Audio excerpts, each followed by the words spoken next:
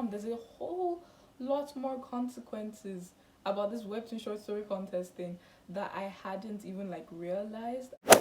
Hi everyone, welcome back to Mouth and Matter. If you're new here, make sure to like, make sure to subscribe, and let's get right into this. My name is Titi. So in my last video, I was talking about the Webtoon short story contest. I'm talking about things that you can control about it, things you can't control about it. If you haven't watched it already, go watch that after this video. So I got a lot of feedback from people as well, and I was thinking, yeah, damn, there's a whole lot more consequences about this webtoon short story contest thing that I hadn't even like realized, and it was through like engaging that I was like, oh damn, there's way more than I even thought. So yeah, both good and bad consequences. So I thought, okay, cool, let me just list them out here, make another video, and yeah. So the first consequence is money and exposure. That's definitely a good consequence. Like I said in my last video, the both grand prize winners, they get $15,000 each. Silver prize winners, they each get, I think it was $5,000 each, and then bronze prize winners, they all get $3,000 each. And then the first prize winners, they get their stories published in the anthology and the 3 to 5 minute shorts. The silver prize winners just get the 5,000, like I said, and then their stories published, and then bronze prize winners get the same thing, the money, and then their stories published in the anthology. So obviously that's a really good thing to have more money inside your pocket as well, especially seeing as being a creator in that kind of sense. It's kind of harder to sort of make that thing your main career in a way. So if you do want to pursue that kind of thing, I feel like that's something you could use to invest in yourself. That's quite a bit of money. I don't know what I could do with that amount of money if I ever got it. Like even the $3,000, I could do quite a bit with that kind of money. But yeah, and obviously the money is not going to last forever, which is where the exposure comes in. If you're able to make yourself sort of like a known brand name, or a known name in which supporters and like subscribers know you, they love your work, they're here for more, that's really good, and that could actually follow you into the foreseeable future, even when the money you've used it back into investing yourself. So there's more chances from that. So the second one is that the filters or webtoon in itself, I don't know if it was done purposefully or not purposefully, but they sort of cater to popular people. Like the filters, like I said in my last video, the filters are according to likes, popularity, and dates. And I really do think that popularity and like they're sort of linked with each other. If you change the filters up in likes and popularity, they're not going to change that much into they're not going to change that much in position. So it kind of puts other people, other smaller creators who are not as liked in that sense, like have, you know, actual numbers to their likes. So it sort of puts creators who aren't as liked or aren't as popular like at a disadvantage, because it's harder to find their webtoons, it's harder to find their works. So that's kind of the thing. Even though they're not to invalidate the creators who have gotten to that level, even though they've completely earned it and all of that, it kind of just makes the disparity even wider and makes it harder for smaller creators because they seem like they're at a disadvantage in the popularity sector and in having like a well-known lasting kind of like subscriber base. Yeah. So the next consequence is experience. Is obviously a good consequence. So I've seen people say that even if they don't win the competition, they've said that it's been a really good experience for them to be able to practice and sort of get feedback from like their commenters, people who have subscribed to their webtoons. So it's a really good experience in that kind of sense. I feel like it's also, you're also being able to sort of practice what you actually want to get into, see how it goes, like know the ropes, and be able to be like, okay, this was a trial run, I'm going to be able to do better the next time I go around.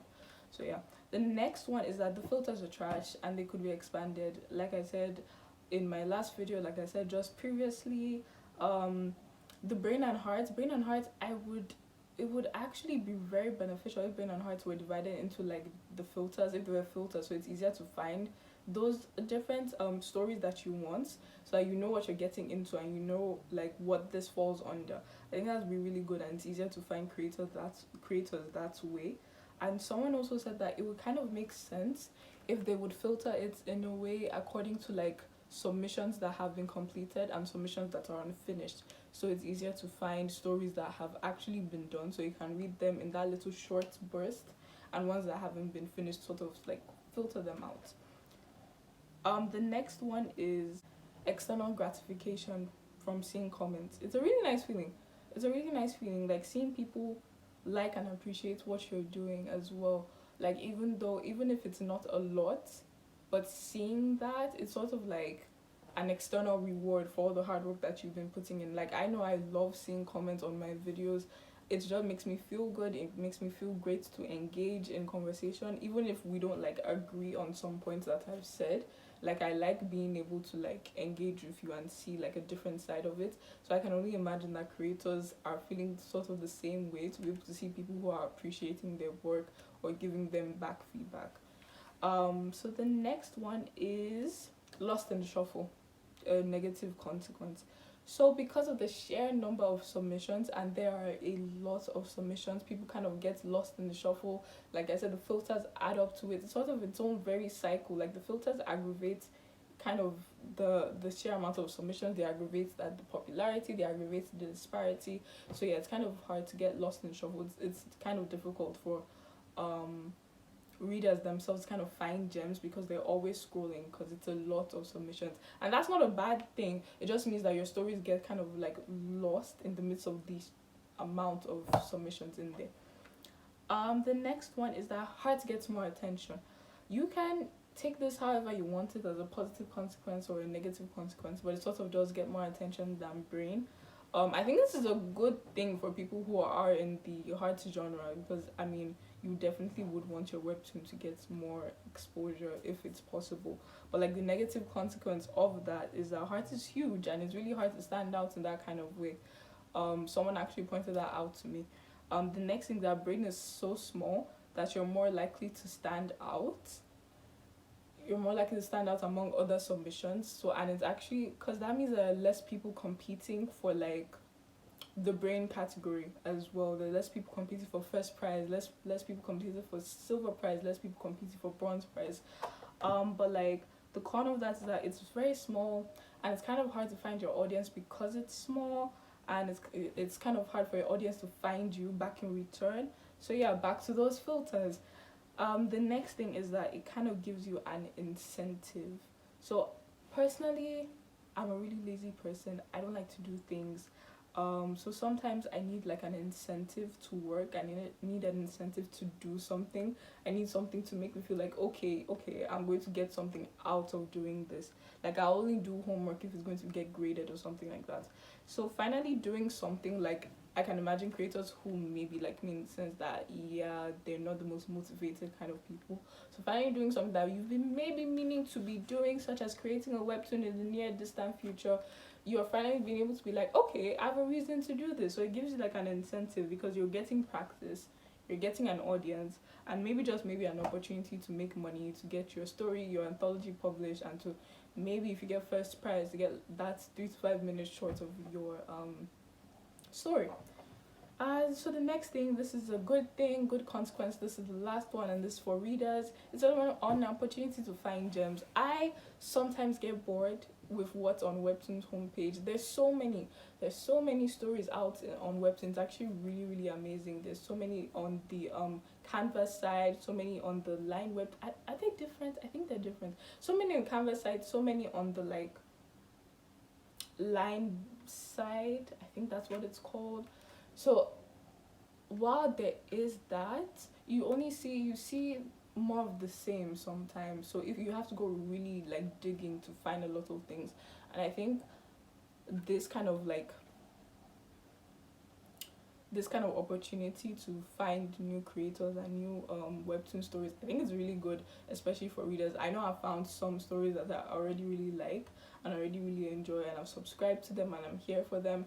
I said I'll make a video maybe in the sometime future about webtoons that I've liked from this short story contest, but yeah, that's probably going to be nearer the time of the ending of the contest. Maybe we'll see. And yeah, just finding new gems, because I've found some stories that I really, really like. So yeah, that's it for today's video. Make sure to like, make sure to subscribe, make sure to comment, make sure to go watch the other video to kind of get like a better understanding of this one.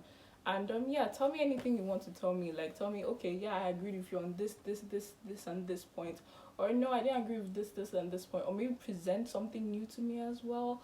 Or if you're a creator, tell me what stories that you've already started, or if you haven't started, maybe you're intending to start, or how the process has been for you. And if you're a reader, tell me if there's any gem that you found, or if there's anything that you particularly liked or disliked about this whole thing. And yeah, let me know. Again, like, subscribe, comment, and yeah, bye. Damn, there's way more consequences in participating or in this webtoon contest, short story contest as a whole, that I didn't even realize, like both good and bad consequences. So I thought like I just list them out for you here.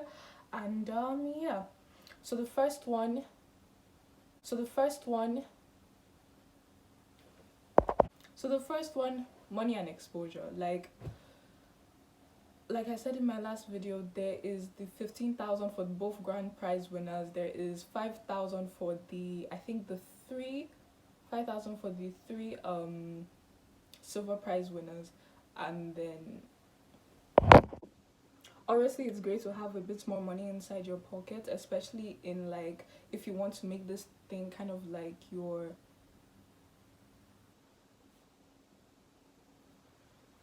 So the next one is the experience. I've seen people who are like, oh, even if they don't win, this is a really good experience for them, and it's just really good practice as well, and they're able to. So the first benefit is money and exposure. Like I said in my last video, the grand prize winners, they each get $15,000. Silver prize winners, they each get $5,000, and then the bronze prize winners, they each get $3,000. And that's quite a bit of money. I don't know about you guys, but I could do